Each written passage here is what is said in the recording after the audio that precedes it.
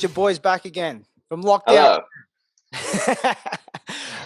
I'm not going to ask you how you're doing, like I do every week. I say it every week. No major updates. Need a haircut. The usual jam. Just the usual, just usual bullshit. Just another day in paradise. That's right. That's right. Well, but you actually did do something new. You held pads for me today. We haven't done that. I did hold pads for you today. It's been a minute. It was good. It was good as well. Really enjoyed it. Outdoors. Don't come at me.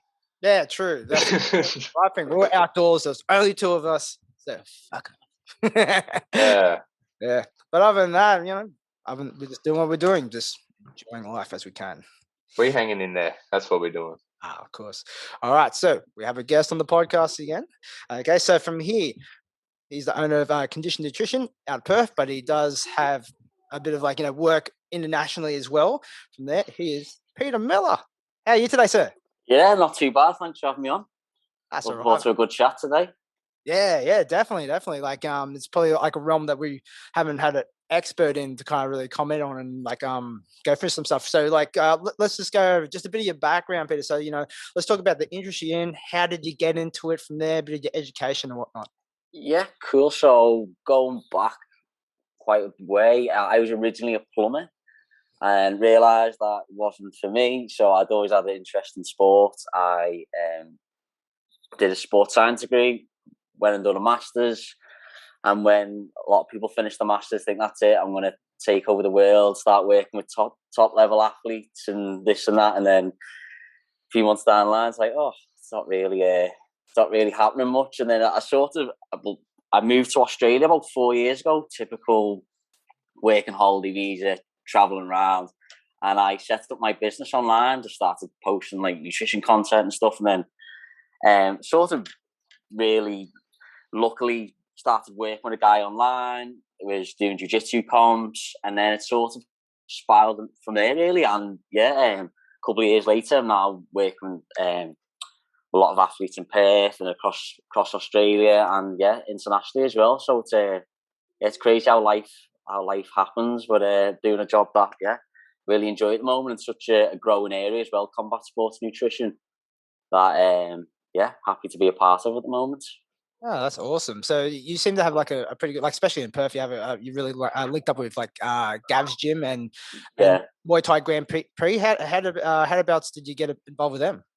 I got a message off Gav, the owner of Gav's gym, talking about he wanted to really get his fighters, in top sort of shape in terms of nutrition, adopt some better nutrition practices, and went from there, and then linked up with Muay Thai Grand Prix, and now I'm being sponsoring the event in August. So it's pretty exciting at the moment. It's good that it's getting nutrition side of things are getting more notice now in combat sports, and hopefully I can make fighters in terms of weight cutting fight camp experience a little bit easier than they used to. But it's a really exciting area at the moment.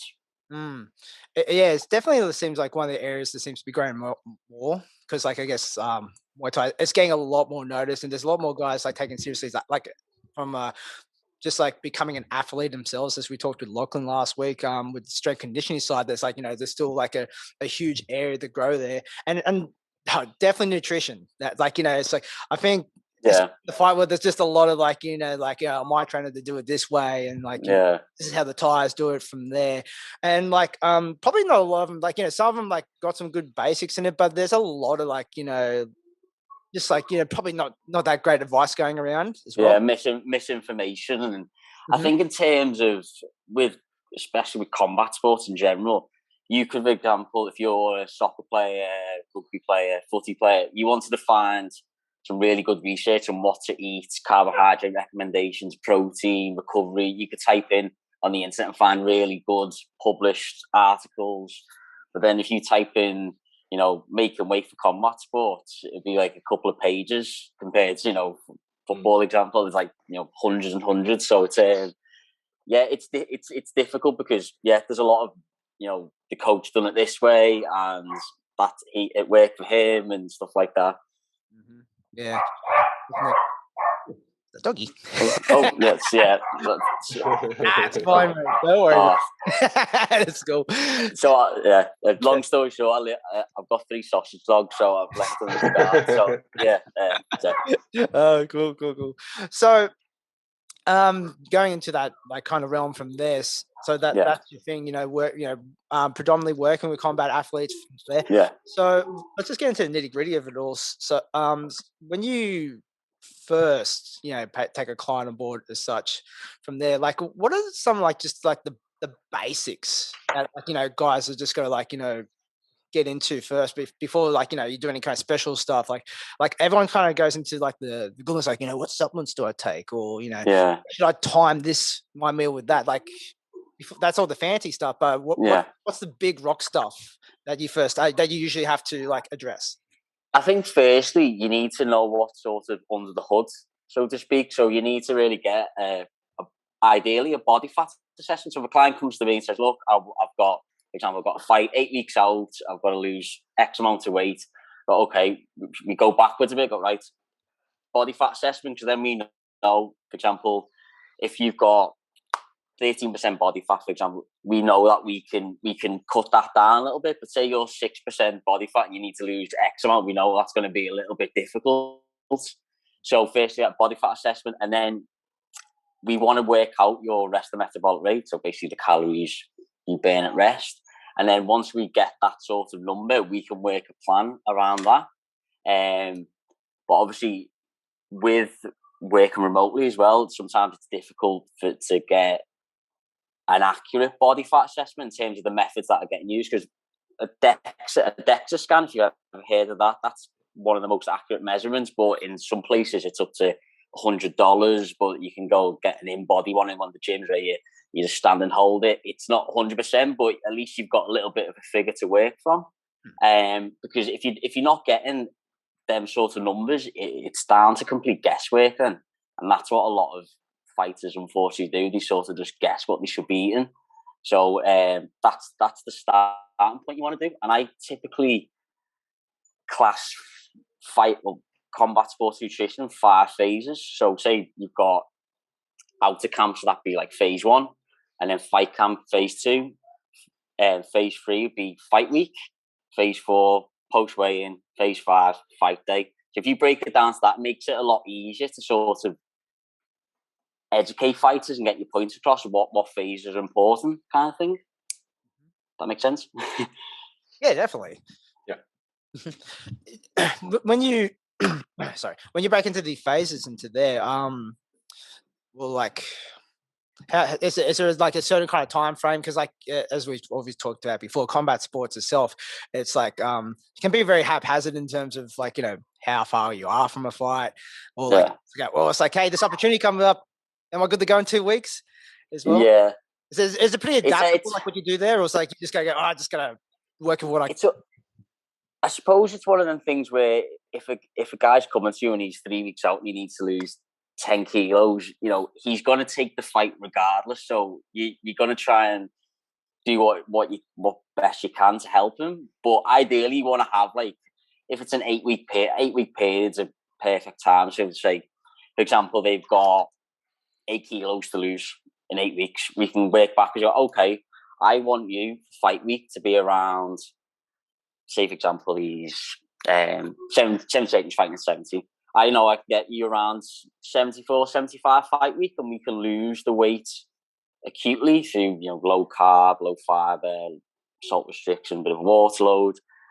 So we work backwards then. So we try and work out, right, okay, for the next 8 weeks, you can lose half a kilo a week. So we tailor the calories around that.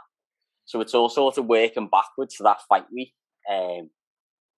And yeah, because you can lose safely around 8 to 10% of your body weight, but it's got to be done correctly. Because what a lot of fighters do is they cut carbs out straight away. They low fiber, it's that protein, veg, and then it comes to fight week, and you've got nothing in the tank to tap into. So that's when you're tapping into the more dangerous things. The dehydration, saunas, pronged saunas. So yeah, it's all about getting the plan, the 8 weeks out to 1 week out really perfect, so then we know we can get a good amount of weight acutely, and when it comes to fight week. Oh yeah, definitely. It's always the big topic in like especially combat sports for me is the weight cutting. Like everyone has their own different ways of doing it from there. Probably a lot of them are not very smart. Yeah. But how do you guide someone like, that has to cut, like, like let's say you got them and they're not taking a stupid fight too close in terms of weight. So what's like an ideal way, like, that you think is like, you probably like, that majority of fighters should use, that be like in terms like would be the safest practices for weight cutting? Well, there's a term a principle I try and use is like 3-2-1 approach in terms of a fight camp nutrition. It's basically, it's a good way to follow, because obviously in a fight camp you often training 2-3 times a day, so carbohydrate recommendations are pretty high. So we tend to go like 3 grams per kilogram of body mass for carbohydrates, 2 grams per kilogram of body mass for protein, and then 1 gram per kilogram of body mass for fat. So for example, you're 70 kilos times by 3, protein times by 2, times by 1. So that's roughly around your rest of metabolism, a little bit more, because you don't really want to go below that, because that's when the sort of the health implications happen when you're going below your rest of metabolic rate, if that makes sense. So then your feelings of fatigue and you're constantly tired and stuff like that. So that's like that, as I said, that's like a big myth. Like, oh yeah, I cut carbs out straight away, boom, I'm not eating any carbs. Like, how many times you train a day? Like, oh yeah, like 2-3 times a day. I'm like, that's like, I ain't feeling like shit. It's like a little bit. It's like it's just, and it makes it harder as well when you cut things out too early. It just makes things like, it just makes the fight camp just a slog. It's just like, but at the same time, as we spoke about previously, that's what someone's coach did, and like they did it that way. They made the weights. A good analogy I got told by a combat sports researcher, it's say like, I need to head to Perth. Perth's 25k from where I live. I could go straight down the freeway, which is the easy route, or could take the route right round the other freeway, right round, and it'll take me 2 hours to get there. It's the same destination, but it's just the more complicated way. So that's what a big thing it's like in combat. So they can make the weight, but they do it the most difficult and stressful way possible.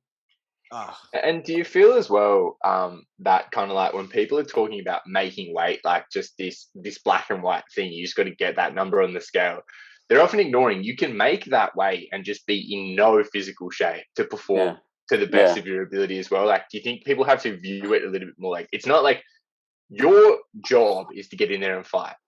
Making weight is like a precursor to that. Making weight is a prerequisite to get in and do the job. But like, if you're sacrificing your ability to perform for making weight a certain way, it's really not it's I guess like a misalignment of priority.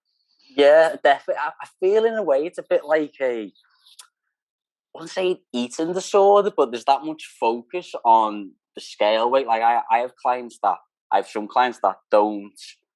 They'll send me the weights once or twice a week, and I have clients every day mess me say, I'm this weight, like I'm a little bit over, and it's like this obsession with the weight.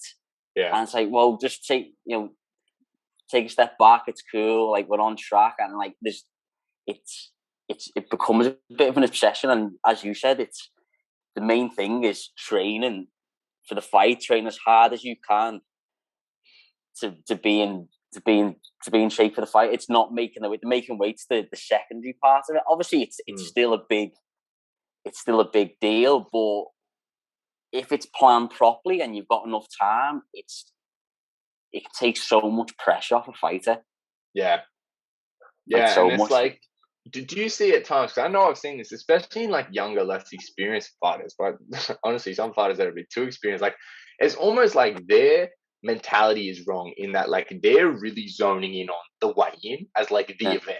Like that's not the event, right? Like because they're hopping off the scale and then they like just getting into great, I did it. I made, I climbed the mountain. I've done the job. And then oftentimes they're almost celebrating after they're off the scale. You know what I mean? Like they're cooking into pizzas and ice cream, like, because they have deprived themselves so much. And it's been such a touchy process to make that way that it's almost like in your mind now, like you've done the job, like, great, it's over. When really, like, the most important part hasn't happened. Like the part that you've actually been training for is still to come, Well, it's crazy. Like, that's the fascinating thing about my work is when I first start working with someone who's never worked in the nutritionist role, which I'd say 95% of my clients have never worked with anyone in the nutrition realm before. And like, for example, I've got a fight this week, and he usually, starves himself the week before the fight, cuts 7-8 kilos in the bath the night before, and like last night was his meal, his last meal before he's waiting today, UK time, and he's like, "Can I have, like, are you sure I can eat?" And I was like, "Yeah, you can have me." He's like, "Really?" Like, he's like, "Really? Like, I'm not sure about this." I was like, "Look, mate, like, it's cool. Like, you can have a meal." He's like, I've been fighting for 10 years now. I've never had a meal the night before." And it's like,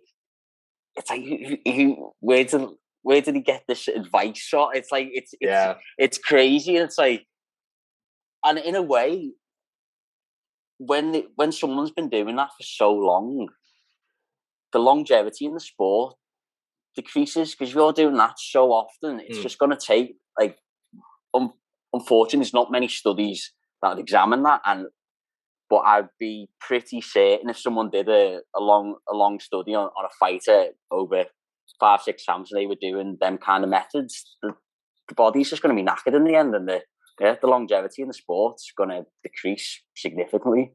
I Do think, you feel? Oh no, you're saying. Okay, sure.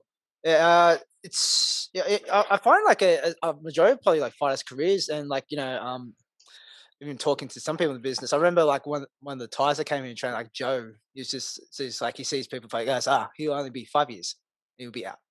And it's like, it's the same thing. Like you see, like a lot of careers are short, and like and I think weight cutting does have a big thing to do with that. And just like fighters themselves, just really just like just under fueling themselves, things for their training in general. When they go, fight camps up, better cut my food right down to like 1,500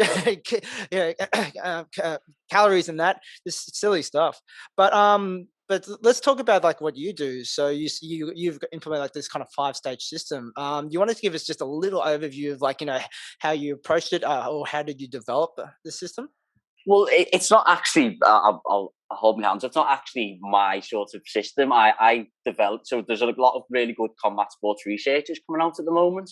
So I try and adopt like a science-backed approach. So a lot of the top researchers adopt that kind of principle, because it just breaks it down a little bit simpler for the fighter. Because as I mentioned before, a lot of fighters, as you just said, like, cut carbs out straight away, and then they'll follow that plan all the way through to weigh-in, and they're like exactly the same folks. Maybe they'll cut more food out when it comes to fight week, and then it just makes things a lot easier. And I think a lot of fighters don't understand how the body's water stores can be manipulated when it comes to, say, for example, fight week, and they've never used like a really adopted strategy like low carb, low fiber, this and that. And once you sort of educate them on that, it's like, wow. Like I get messages of guys like, for example, who were fighting this weekend. They're like I was 63 like the other day, and you told me to cut out the carbs, and now I'm 60. Well, like this has never happened before. Like, what's happening? I don't know. It's just like some sort of magic. It's like no, it's just like it just trust the process. It's cool. Like just trust me. But you do get a lot of like resistance sometimes in coaches. I've had examples in the past where I've had a coach, like one of my clients' coaches messaged me on Instagram saying, "Look, like I'm not happy the way you're giving his meal plan. He should be losing 1 kilo a week minimum, but he's only got 3 weeks out." So I'm just like, "Look, this is what I'm adopting. No, I'm not happy. He should be going." We'll probably talk about later about ketogenic. He should be going ketogenic and stuff like that. I'm just like, you're trying to like. Sometimes it's difficult to not come across as wouldn't say smart ass, but do you know what I mean? Like try and come across like, look, like I'm the guy who's, you know, I'm the nutritionist. Like you sort of need to trust me, and it's like, yeah, you sometimes get a lot of resistance from coaches, and yeah, it's a. Well, it's like, you know, Look, it's like, it's not like I take my car to the mechanic and I was like, hey mate, you got to do this. Yeah, this. exactly right. It's like, yeah, let the man do his job. He's done the work, so you know, yeah, like I said, trust him. yeah, and yeah, it's but like for example with Gav's Thai boxing gym in Perth, he's like, look, I don't know the area of nutrition. Like I'm open to any ideas or any strategies you want to implement because I'm not an expert, and like that is, it's probably maybe, you know, 50-50 in that sort of realm of like gyms and stuff like that. Like when I first started, like I used to email gyms, say, look, you work with any nutrition professionals, you need any sort of help, and like no, we've done it this way, we've done it that way. So maybe in a few years time, like it might improve, but there's still a lot of resistance in that area, unfortunately. And like when we talked to Lachlan last week, we touched on the topic in the strength and conditioning realm of like often, especially in Thai boxing, you know, when there is so much Thai tradition and stuff like that. And I guess there's a little bit of like, you know, I've walked the walk before and thus I can instruct you in every area. Yeah. Like, do you think one of the problems, and, you know, the topic we'll get into last week was a little bit about like now a lot of more kind of modern coaches have been like, all right, I know the Muay Thai. I'll show you how to kick. I'll show you how to move. But I don't know how to make you, you know, the best athlete I possibly can. I'm going to outsource that to someone who that's their field, who kind of understands what we do enough to sort of supplement it. Do you think that mentality is kind of just coming on a little bit slow in the nutrition side of things? Like maybe where trainers are like, this is what I did. I used to just eat 2 egg whites a day and that was it. And I made weight, no problem. And they're kind of just imparting that rather than sort of adopting new sort of more comprehensive principles. Yeah, definitely. And as I mentioned before about the research, and there's not heaps of research. There's some really good studies from Australian researchers. Reed Reel's one of them. He's done really good studies on like making weight in combat sports and like doing it safe and effectively. Unfortunately, I think when things like unfortunate deaths happen in the sport, I think that's when people start to go, hold on a second, like what we're doing right now is not particularly, you know, it's not safe. And I think in a really strange way, like them events happening sort of changes the mindset a little bit. But I still think it's a long way off until there's fully like coaches are fully like committed and like open to be working with nutritionists. Like for example, with like, you know, a soccer team or rugby team, they're like nutritionists, like one of the main guys on the team. That's like, you know, one of the top sort of roles. But in combat sports, it's not. But then at the same time, it's such a growing area.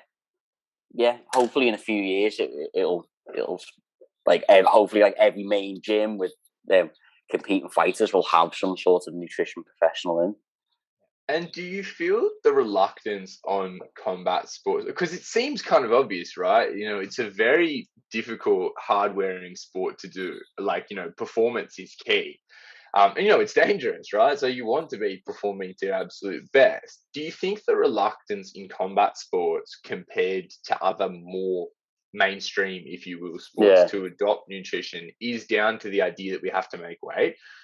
Because of course, when you have a football team or something like that, you're thinking get them out on the field performing as best they can, and their weight can go up and down if their performance is getting better, but they gain 3 kilos. You're like, cool, that weight was gained as a result of the performance improving, right? Whereas in combat sports, do you think maybe there's concern that right, you can get my guy kicking harder, but you know, if he gains 5 kilos, that's a problem for him. Do you think that is that relationship between performance and weight management is where the reluctance maybe comes from? Yeah, I think definitely, because it's so multifaceted compared to the only time where, you know, a soccer player or a team sport would really focus on weight control would be pre-season, when starting pre-season. But When in combat sports, it's a constant, as we talked about before, like it's a constant thing about the weight, what's your weight, you know, people competing 4 or 5 times a year, you know, weight is always on the brain kind of thing. So,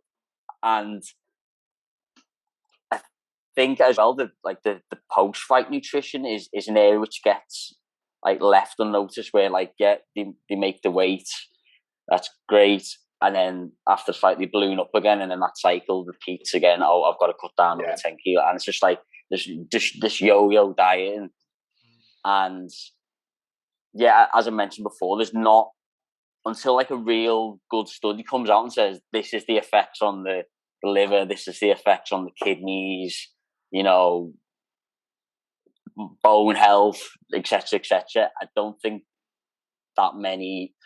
I'm trying to think of the word. I don't think a lot of people will take as much notice. There has been really good studies on, for example, one of the guys back where I'm from, Liverpool, Paddy the Baddy. He was part of a study where he had to lose 18% of his body weight in 8 weeks, and then on fight week had to lose, I think, 8 or 9 kilos, and he did, you know, the typical, you know, repeated saunas, stuff like that. And the university in Liverpool took markers of his blood, and he had acute kidney damage before weighing. His blood sodium levels, I think normal range is around 145 millimole, and someone in intensive care would be 150. He was 149, something like that. So like real, like borderline, you know, really, really dangerous. And the thing about that study is he had the people around him to take them blood markers and stuff and show the data. These people are doing this every week in their own home, you know, sitting in the bath, sitting in the sun with no guidance. So like the long-term effects on the body, just like it's unknown.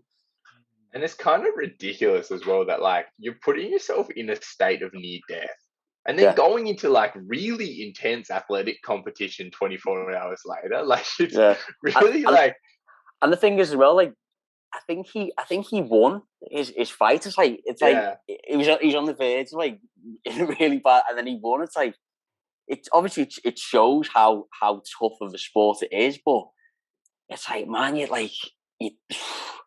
there must be like there's so many better ways to do that. And yeah, it's the good thing about now, like especially in like the UFC, they have like the Performance Institute. So a lot of people now they're getting that advice, so it is growing. But for the general guy who's competing at a local show or, you know, regional show, and they're you know, sitting in the sauna trying to lose 6 kilos, it's like, man, like it's insane. Yeah.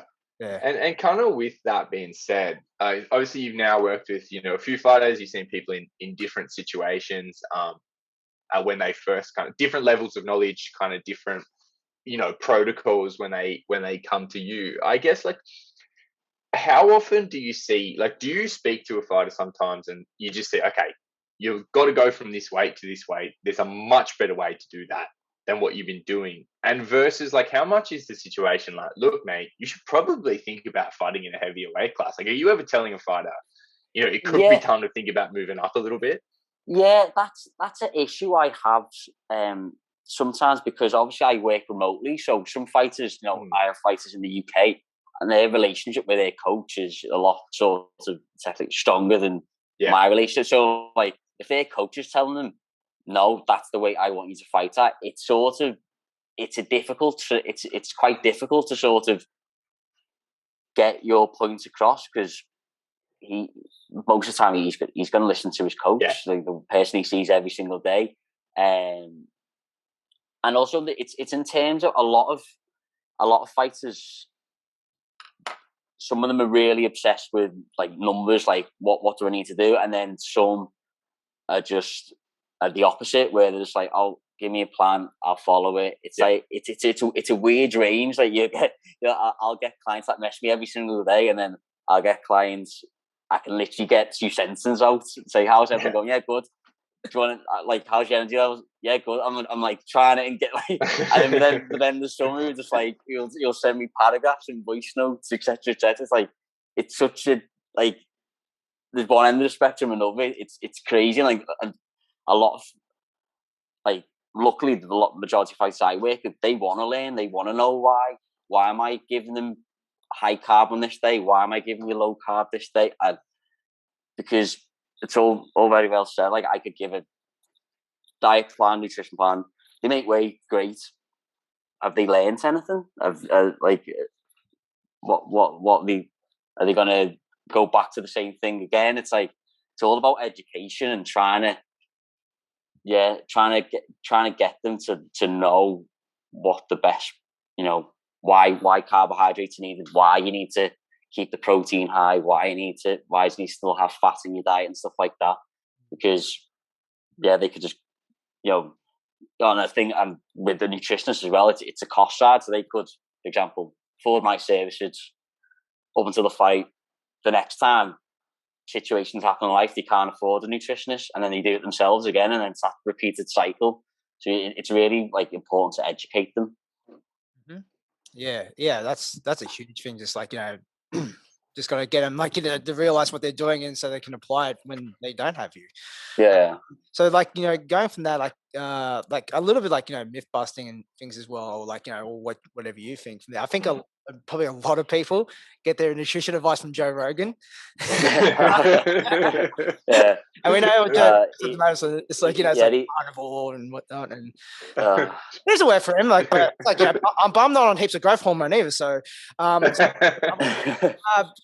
like, things like that. Like, think about like, think in the terms of the realm of combat sports, which is like, it's very energy demanding from there. How would you like? How do people, or like, how do you think they go when they go like, oh, I'm just going to do carnivore, or I'm going to do, like I said, they do keto when there's a lack of carbs? Is there such thing they can adapt to it, or is it just like, man, it's like just go to the easy energy source for your sport?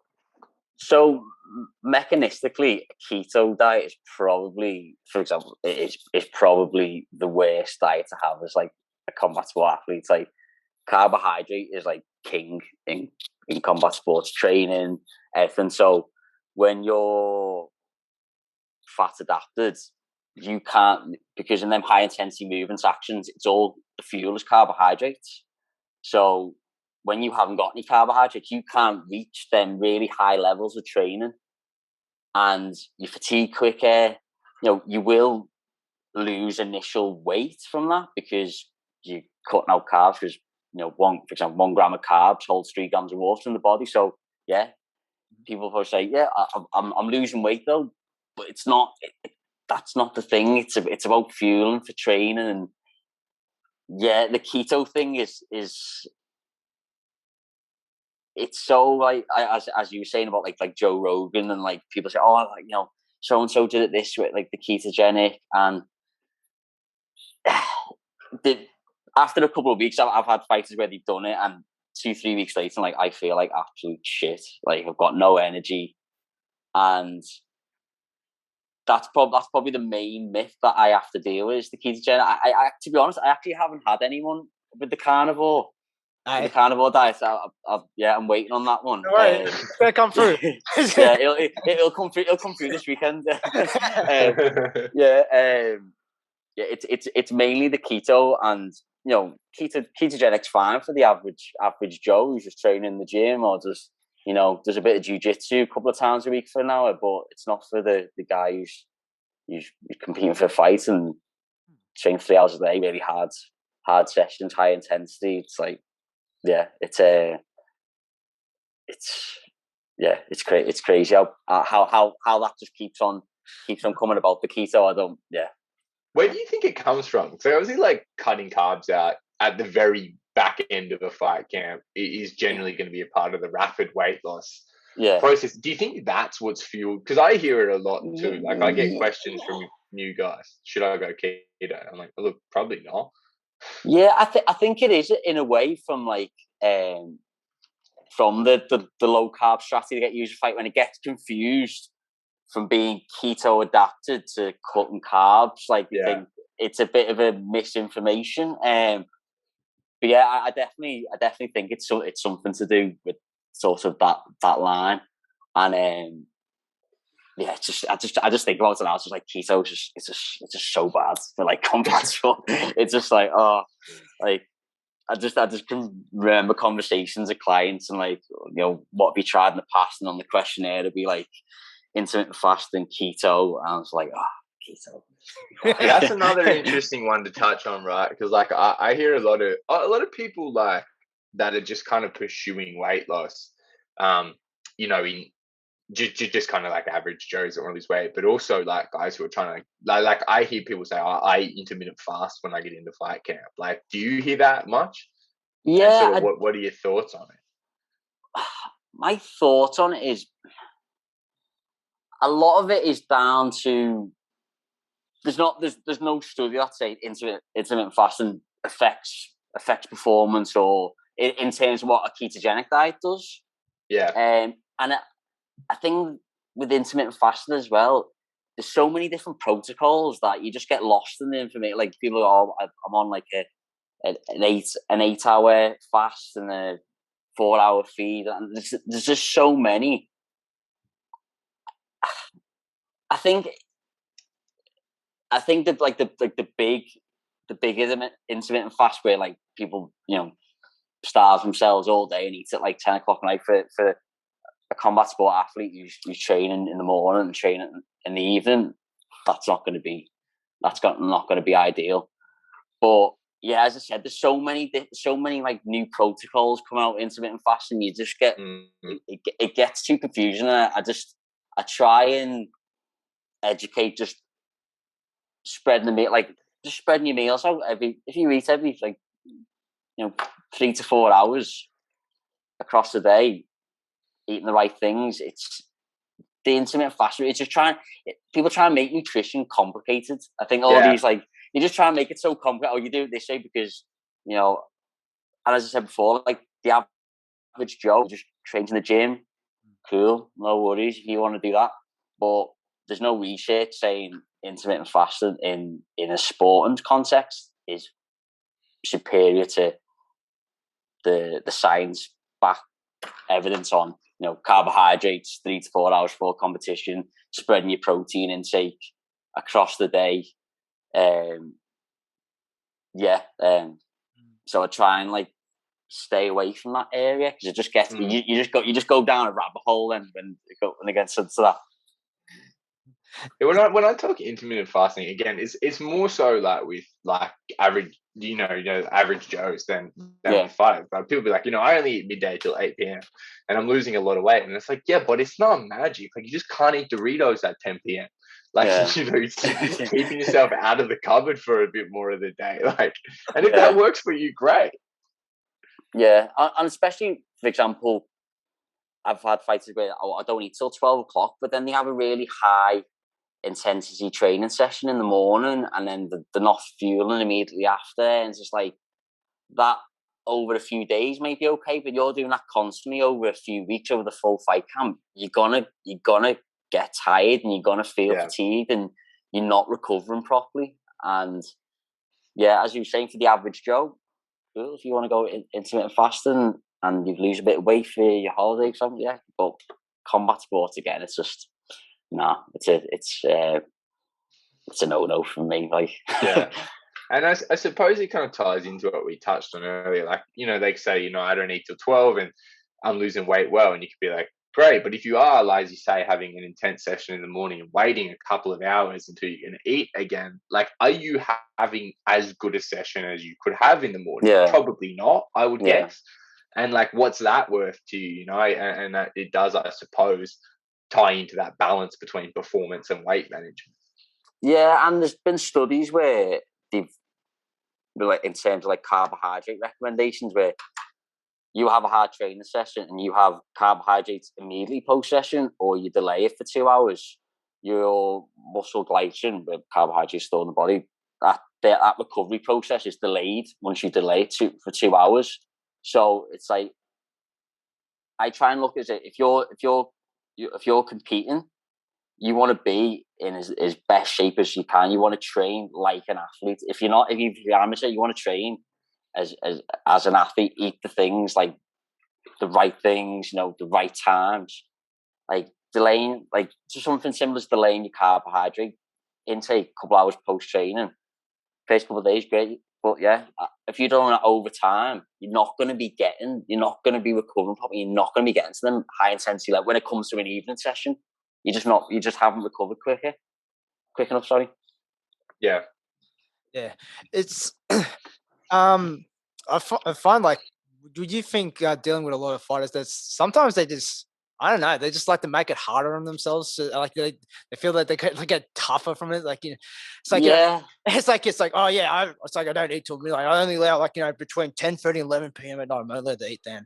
Or the keto thing from there is like, it's hard, but it makes me fucking tougher as well. Sometimes they carry that kind of mindset. And do you have to kind of like a big part of your job is to kind of condition their mindset to be more towards like, performance based?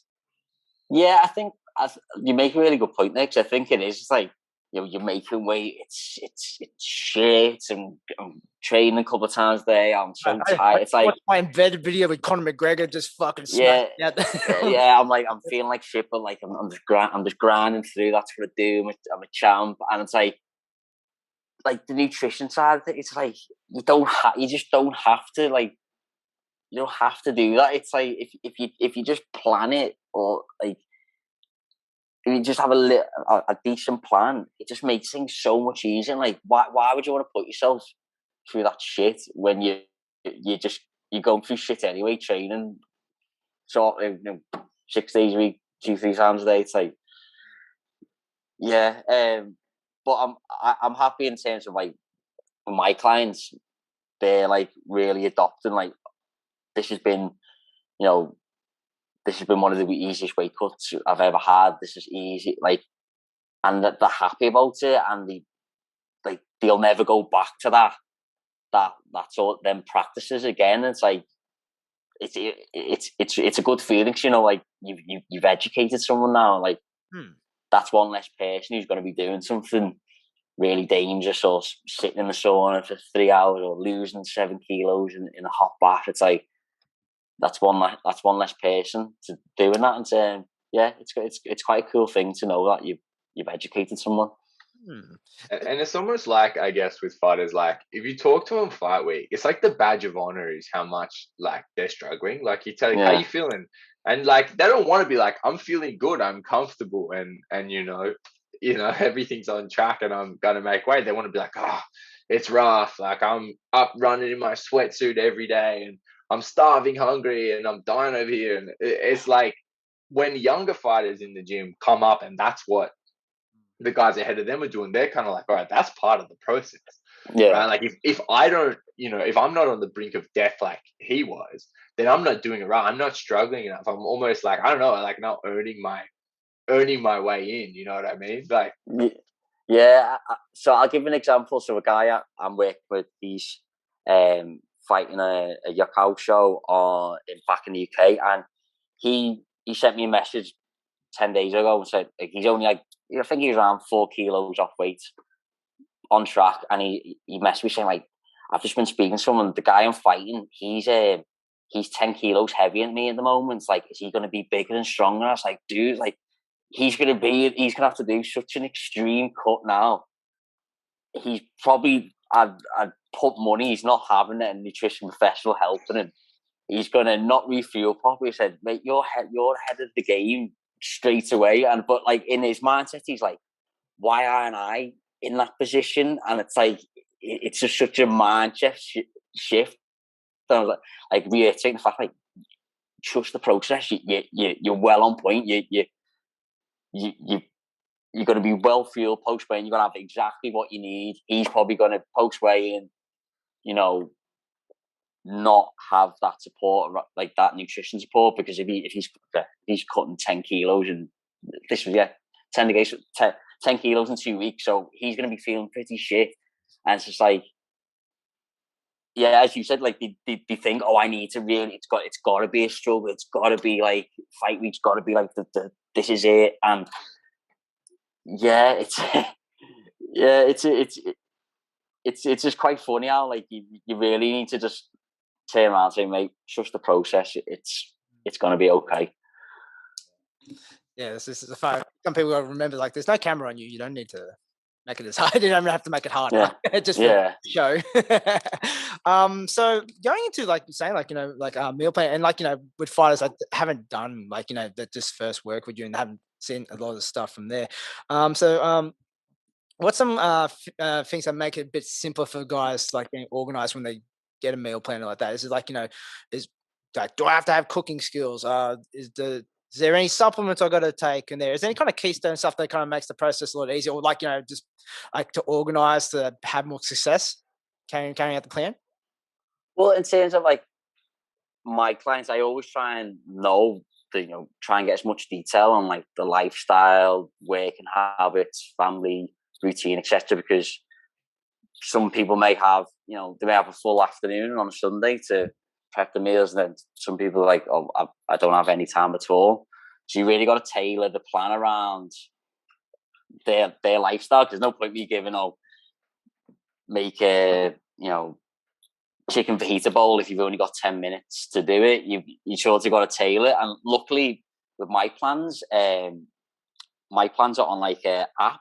So I collaborate with like a lot of other nutritionists. So we like share recipes. So it's really cool platform that I've got that we can share recipes and bounce ideas off each other. So fighters have readily got different recipes to try, and ranges from long cooking times to really quick and easy ones, and it's also given variety as well. Like a lot of fighters who just have like the same 3 meals for 8 weeks, and it's like, what sounds like chicken and broccoli. It's like, oh man, that's like, it's so boring. Like you just don't have to eat that kind of food. And people eating like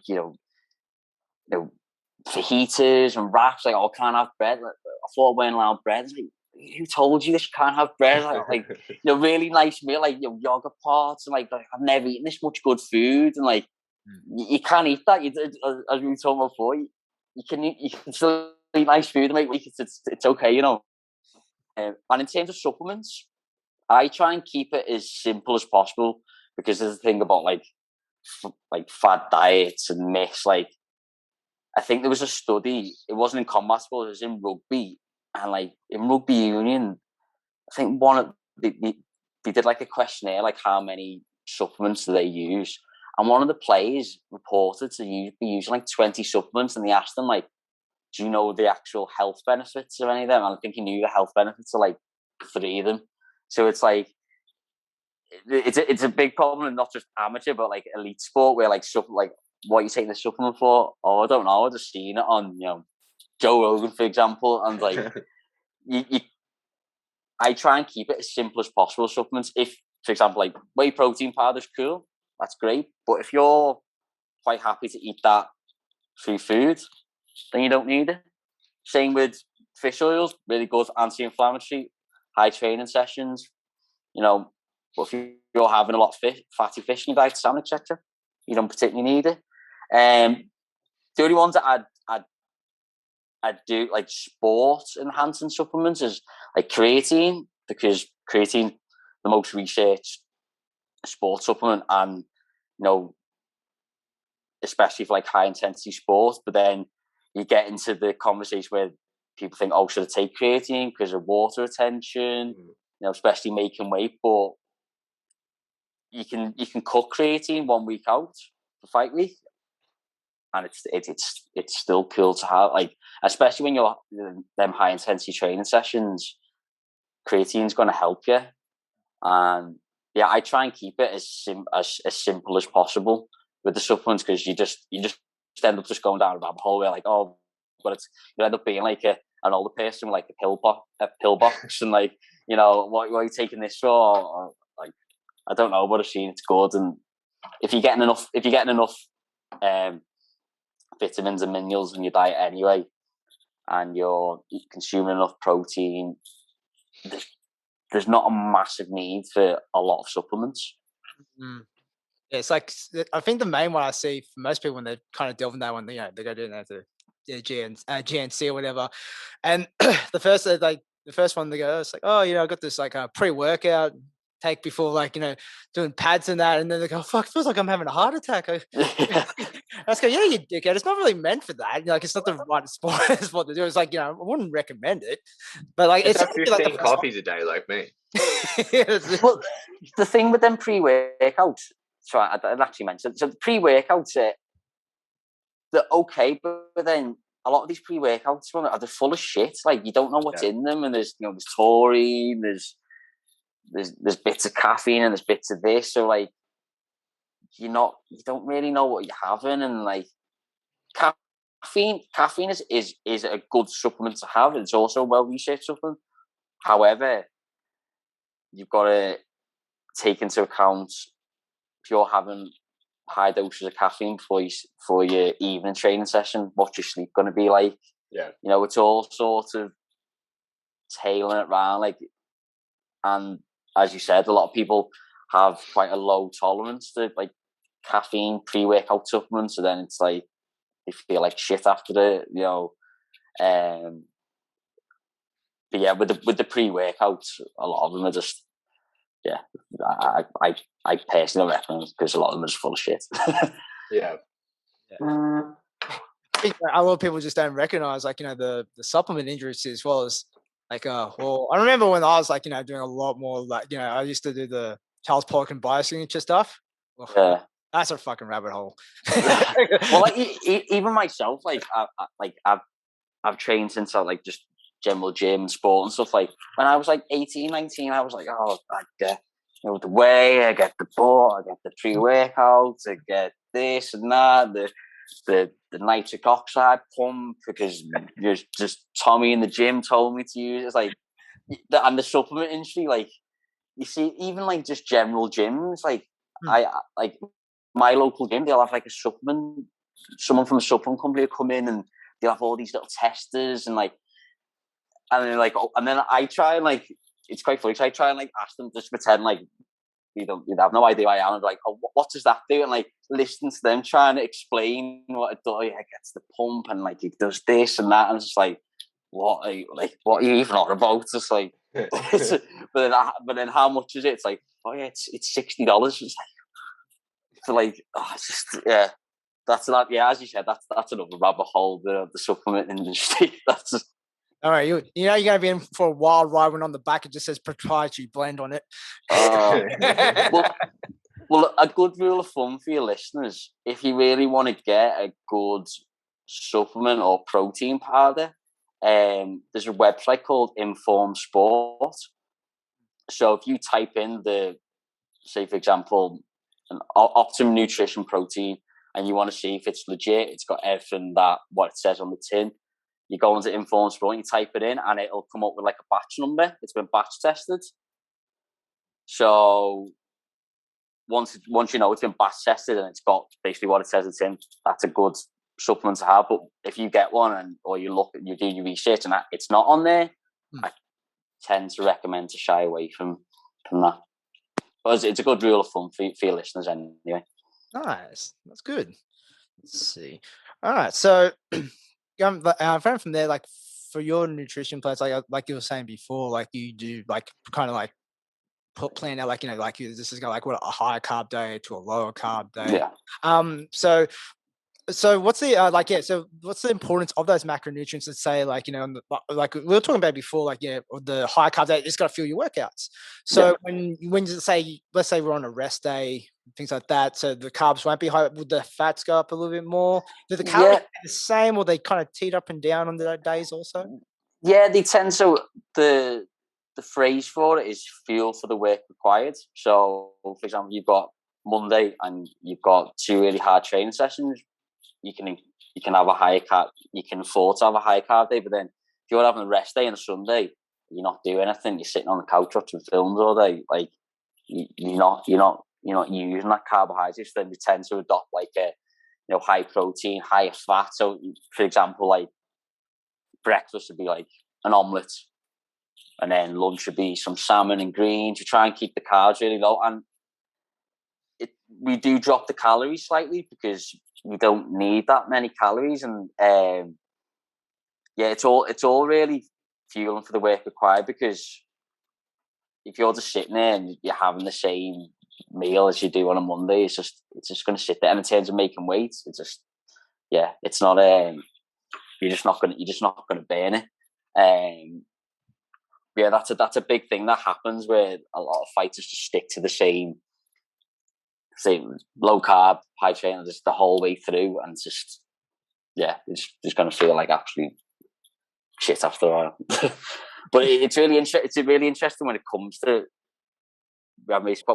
fight week, when they're having 3 grams per kilogram of body mass throughout fight camp, they're really, really fueled, and it comes to fight week, you can lose just by cutting carbohydrates, depending on the size of the athlete, like 1 to 2 kilos just by removing carbs. Because 1 gram of carbs holds 3 grams of water. So if you're having like 200-300 grams of carbs a day, there's a big chunk of weight that you can lose just by, it's technically free weight.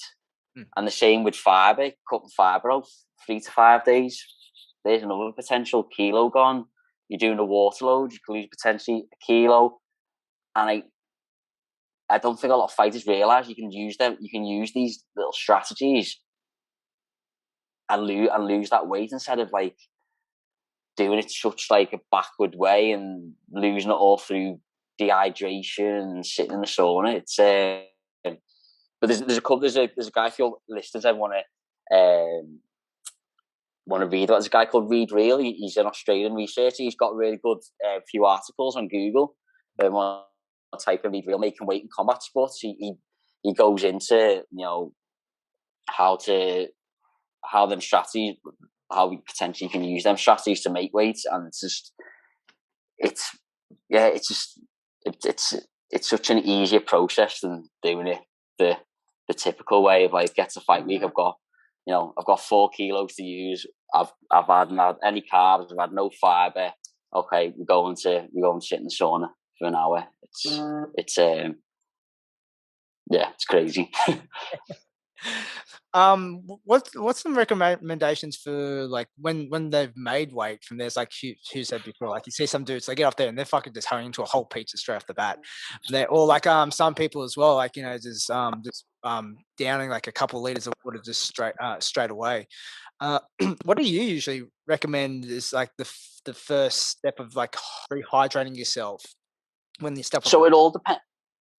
So it all depends on how much you've lost through dehydration. So, for example, you've gone through you've lost 1 kilo in the sauna. We know we need to replace that with 1.5 liters of fluid. So every kilo you lose, you replace it with 1.5 liters of fluid. So you just times it by 1.5. So 2 liters, 2.5, and then so you want to be having straight away fluids are the main priority. So you want to be having, say, 500 to 800 ml of fluid with some hydrolytes, some electrolytes in there.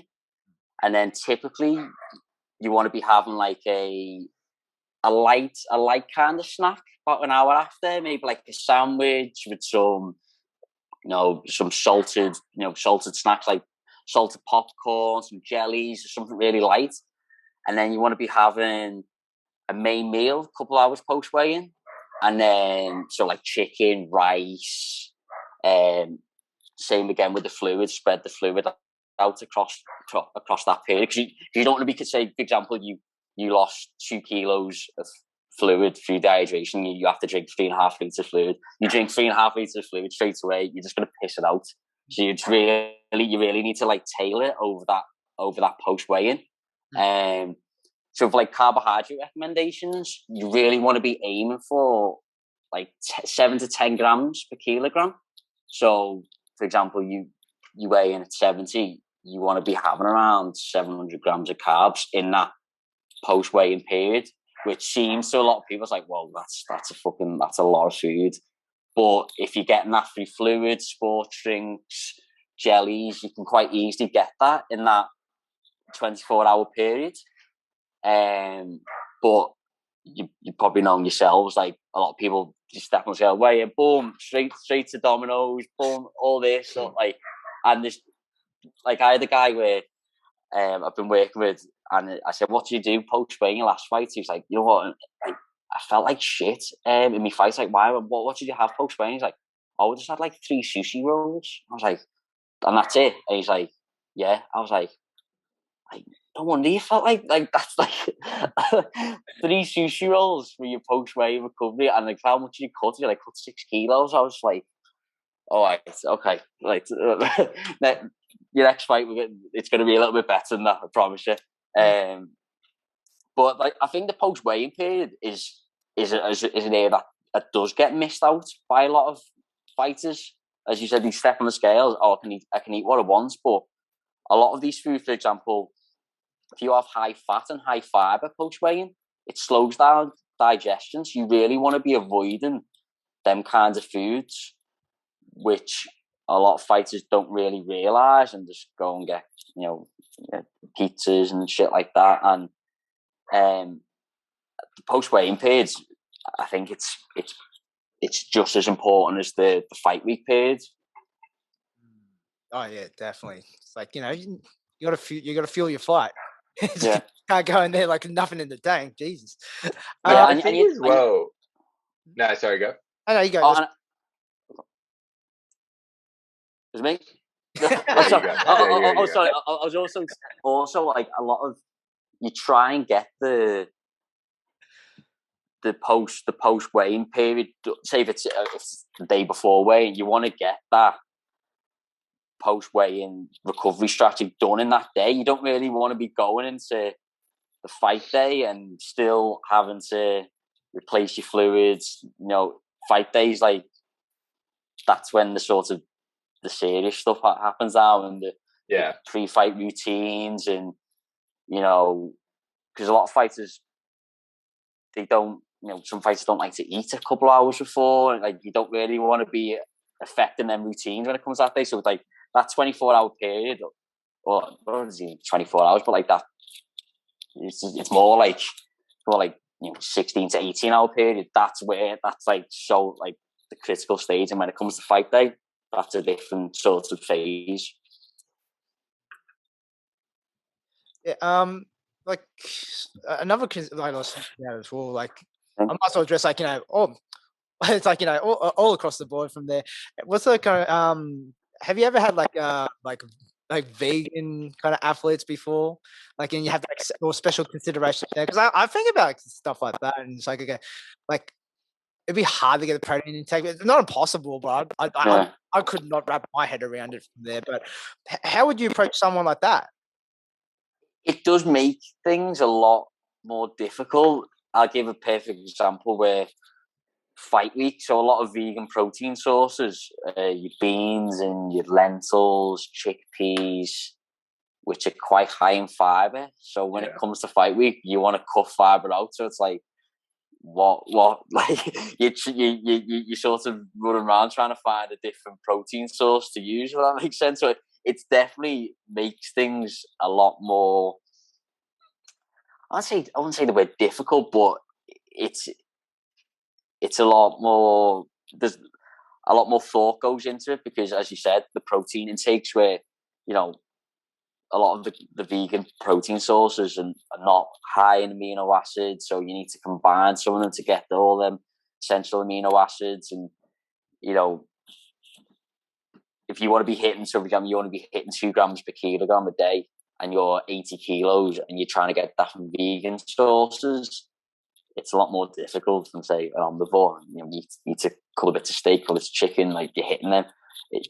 It's a lot more challenging. Surprisingly, I've only worked with one vegan athlete, so but it's one of the diets where it's getting a lot more popular now, and I think as the years progress, there's going to be a lot more high profile fighters adopting that. I think, from my knowledge, I don't think there's in, for example, in the UFC, I don't think there's a vegan athlete, a top. I can't think of. I know there's a boxer in the UK. I think he's a Commonwealth champion. He adopts a vegan diet, but I don't know of any high profile.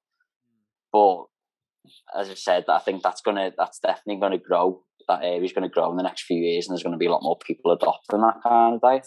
And I Yeah. suppose like having a vegan athlete is difficult in a different way, because if someone comes to you like, right, I do keto, you can be like, all right, well, that's fucking stupid, and just have them not do it anymore.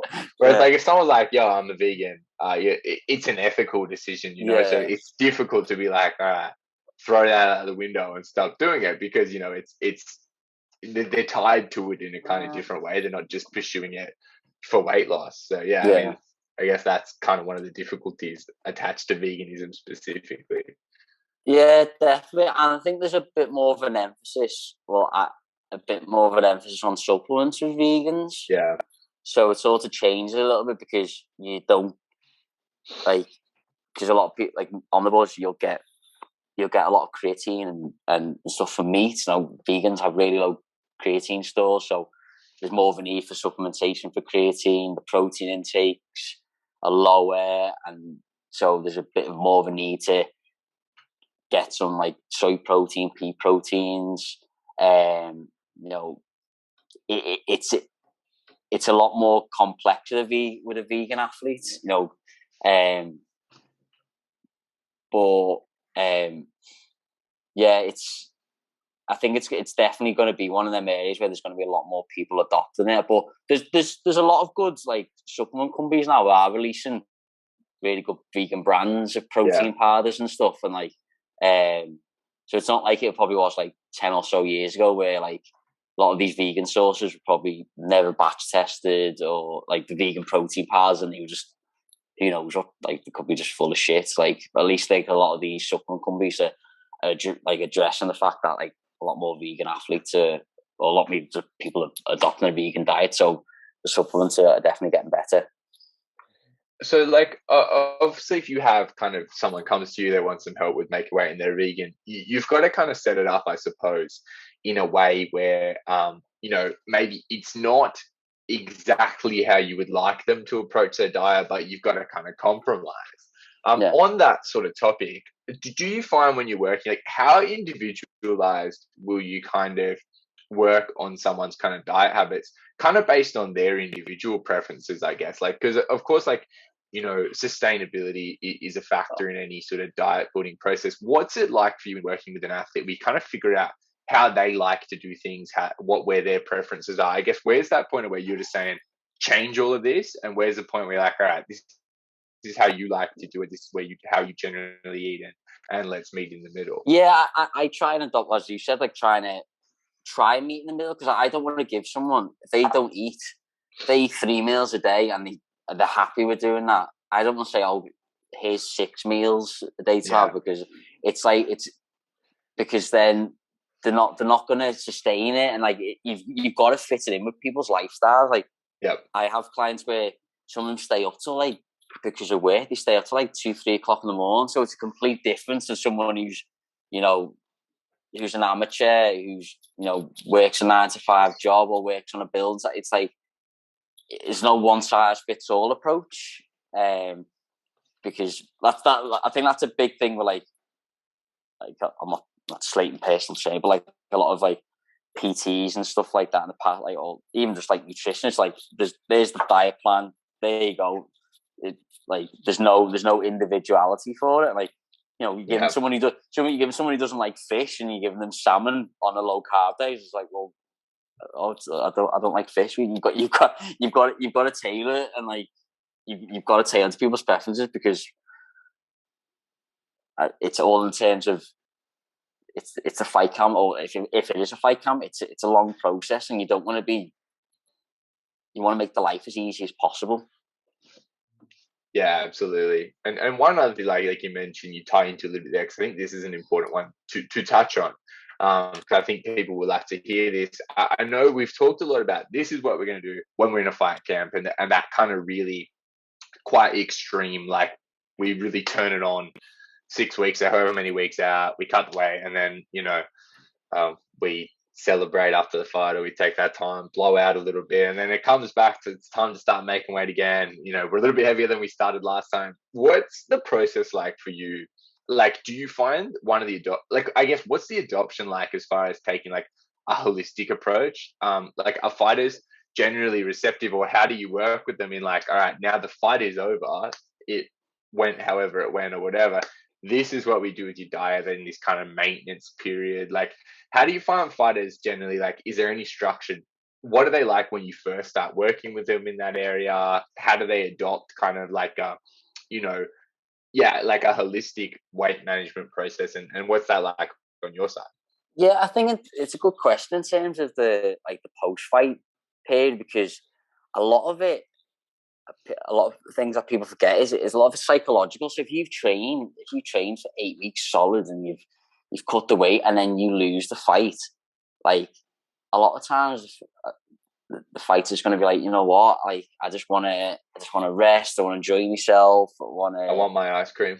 Yeah, I want my ice cream, and it's an area where it's difficult, because like if someone's trained so hard and you unfortunately lost, it's difficult to get themselves motivated and back again. Yeah. I can understand where a lot of fighters, quote unquote, like balloon up, because it's hard to get back into that routine again. Because like I've never fought myself, but I can imagine the experience you're training so hard, and then that happens.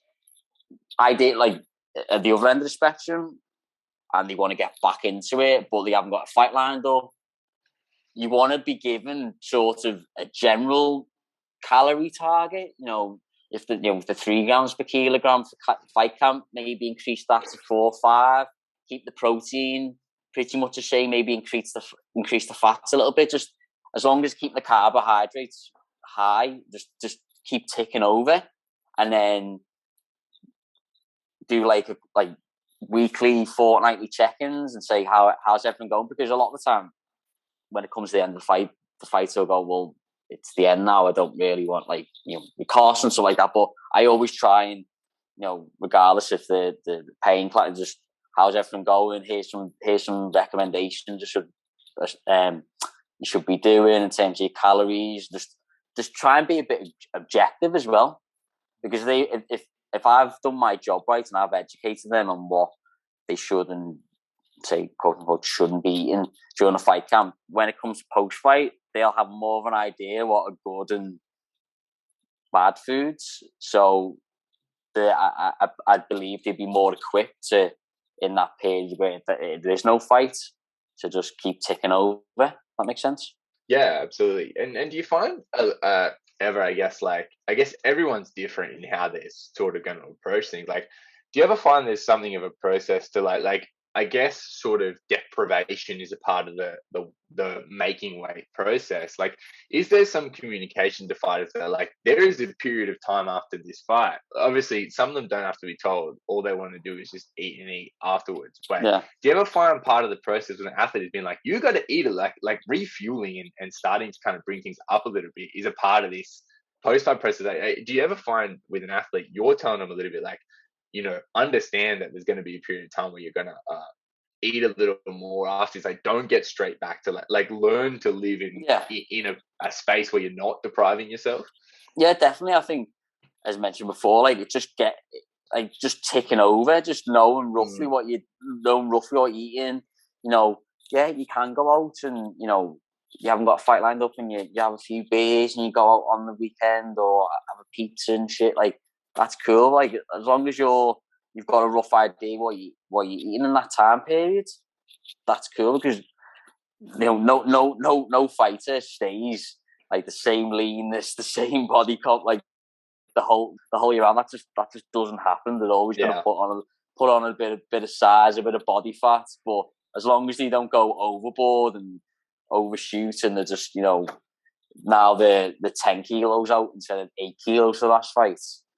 As long as they're a bit more objective. And as we were talking about before about, sometimes talking to the coach about, maybe they should be in a different weight class, that's conversations that sometimes need to be had in that post-fight period.